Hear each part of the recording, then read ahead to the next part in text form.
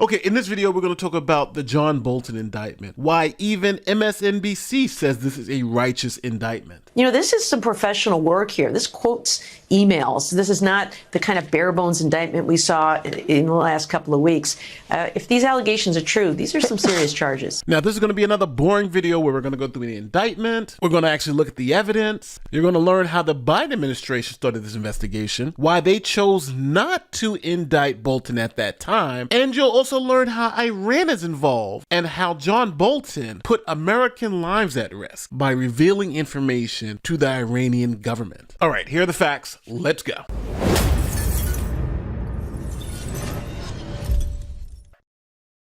Here's a quick message from the sponsor of this video, Zocdoc. You ever do anything weird, something's off? Your eye's swollen, your neck got a weird pain, or you have a cold that just won't quit. And instead of calling a doctor, you scroll TikTok and YouTube like that's gonna fix it. Or maybe you're just too busy. You think it'll heal on its own. Or you're like, I don't know which doctor to go to. Trust me, I've made every excuse in the book too. But now I use Zocdoc, and it makes things a lot easier. Zocdoc is a free app and website where you can search and compare high-quality in-network doctors and instantly book appointments. We're talking about over 100,000 doctors from across every specialty, from mental health, dental, primary care, urgent care, you name it, they got it. And with Zocdoc, you can filter by insurance, see who's nearby, and check real reviews from verified patients. Now, simply just pick your time slot and boom, appointments usually happen between 24 and 72 hours, sometimes even the same day. Now, full disclosure, I personally use Zocdoc, and the doctor that I go to now, I found on Zocdoc. Stop putting off those doctor's appointments. Go to Zocdoc.com/Nate the Lawyer. The link is in the pinned comment or in the description of this video. Now, back to the story.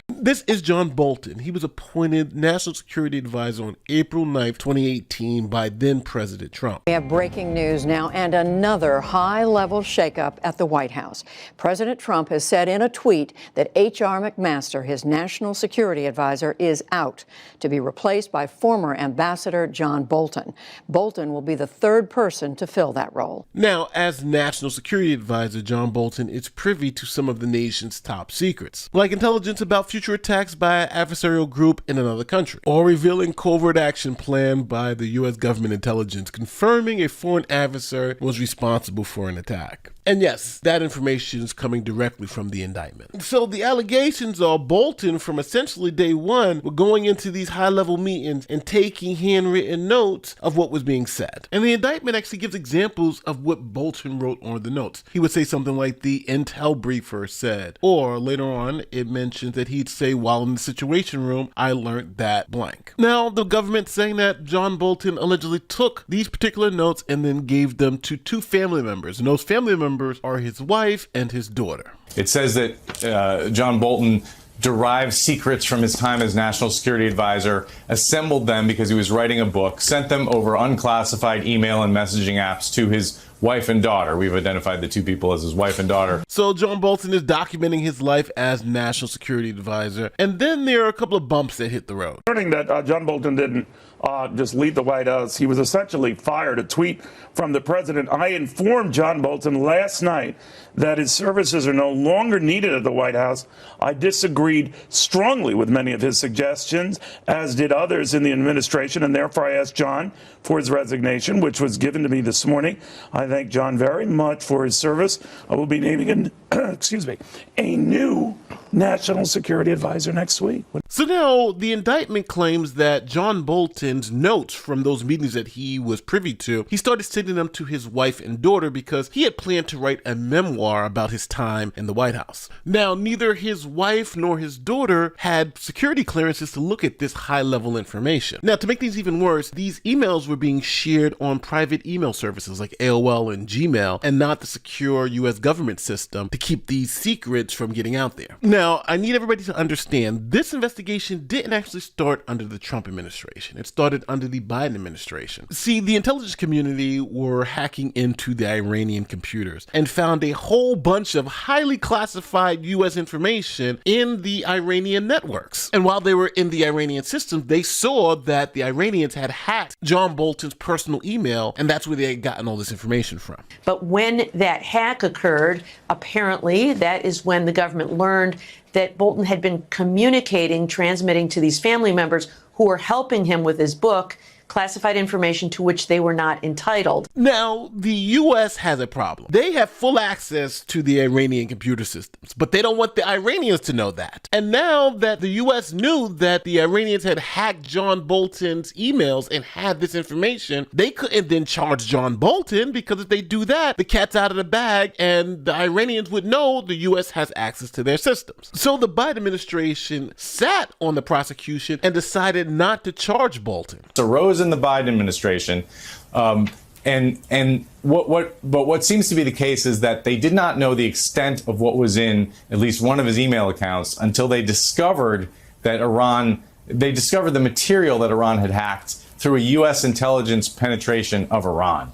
That's according to my reporting. And that's one of the reasons this case didn't go forward in the Biden administration, is because officials were concerned about revealing that penetration. The Trump administration has made a different calculation. They're okay with revealing it. They've revealed it now to the Iranians. So whatever penetration they had is now shut down. And when you lay out some of the information that the Iranians got, they got things like planning of covert military actions. They also got sources and methods. Who's actually the snitch that's helping the U.S. conduct operations? And look at this in number 17. Document reveals sources and collections used to obtain statements of a foreign adversary, covert operations conducted by the U.S. government in a foreign country. Now, with this alone, they had John Bolton dead to rights. But don't forget, he had stickies and these handwritten notes that he kept at his home. So the FBI went and raided his home to see if he was keeping highly classified information in his home. FBI agents raided the home of President Trump's former national security advisor, John Bolton, this morning. David Spunt joins me now. David, what's going on here?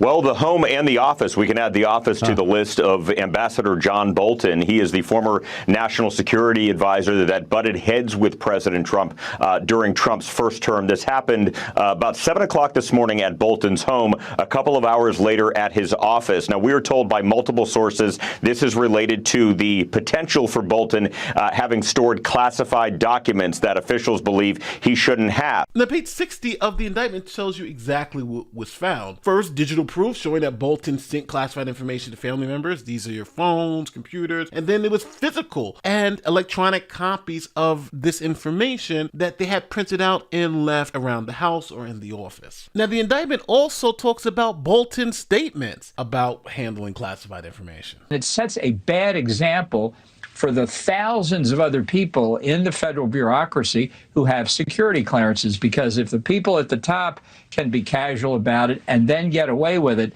that is not a good lesson to teach. Now, the interesting thing about this case is that both CNN and MSNBC have changed their tune about this whole story. They've actually read the indictment and agree that John Bolton is likely going to jail. Bolton is the third outspoken Trump critic to be indicted over the last few weeks, along, of course, with former FBI Director Jim Comey and New York Attorney General Letitia James. Yes, President Trump's comments about someone being a bad guy is really irrelevant to whether they're charged with a crime, because that's based on conduct. But I will say, Stephanie, that in stark contrast to the indictments against Jim Comey and Letitia James, this one looks like some very serious alleged misconduct.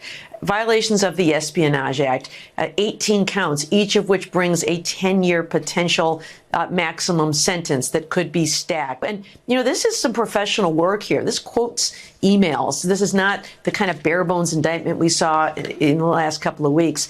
If these allegations are true, these are some serious charges. Those are lawyers on MSNBC that are saying, hey, listen, the facts, the evidence, he's done. We can pretend that Trump doesn't like him or whatever, but the facts that are alleged is a righteous indictment. And with Comey and even with Letitia James, the media was saying, hey, all the experienced prosecutors dropped it. The experienced prosecutors wanted nothing to do with this. Career prosecutors had objected to bringing this case against Letitia James.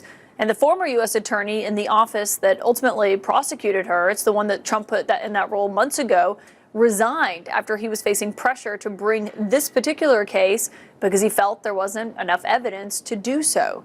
But in the Bolton case, it was the experienced prosecutors who brought the case, making it less likely this is political retribution. But this is a classified documents case, and it doesn't appear on its face that the president has orchestrated it as with the others. We can also see that this case was ultimately brought by experienced prosecutors. There are other tea leaves suggesting that this case is a little bit more substantial here, including that federal judge who greenlit the search of his home. So now you have the facts in this case. The Comey indictment, the 2-page or 3-page indictment, was hot garbage. Letitia James' indictment seems to have a little bit more substance, but it's still an uphill battle to get that conviction. And this John Bolton's indictment, I think at the end of the day, is as clean as it gets, and John Bolton is probably going to take a plea, or he's going to make the argument this is political prosecution. But remember, it was actually the Biden administration who started it, and the reason why they couldn't follow through was because they didn't want to tip the Iranians that they had broken into the Iranian system and can see what they were seeing too. So it wasn't because Biden didn't want to indict him or didn't want to criminally charge him. It was because they wanted to continue to get the information from the Iranians. So let me know how you feel in the comment section. Is this another political prosecution, or when you look at the indictment and look at the facts, is it a righteous piece of work? Don't forget, like, share, subscribe, do all that great YouTube stuff. My name is Nate the Lawyer, and I gotta say this, 70% of the people who watch these videos and are listening to my voice right now won't hit the subscribe button. And the only way I can bring you these videos is if you do that. It helps me grow as a channel. It helps YouTube send this thing out to more people. So I'm not even asking you to hit the bell. I'm just asking you to hit the subscribe button. Some people say, hit the subscribe button and hit the bell. Hey, I would love you to do them both, but at the end of the day, hitting the button that says subscribe does the most help. With that being said, my name is Nate the Lawyer. I'm out.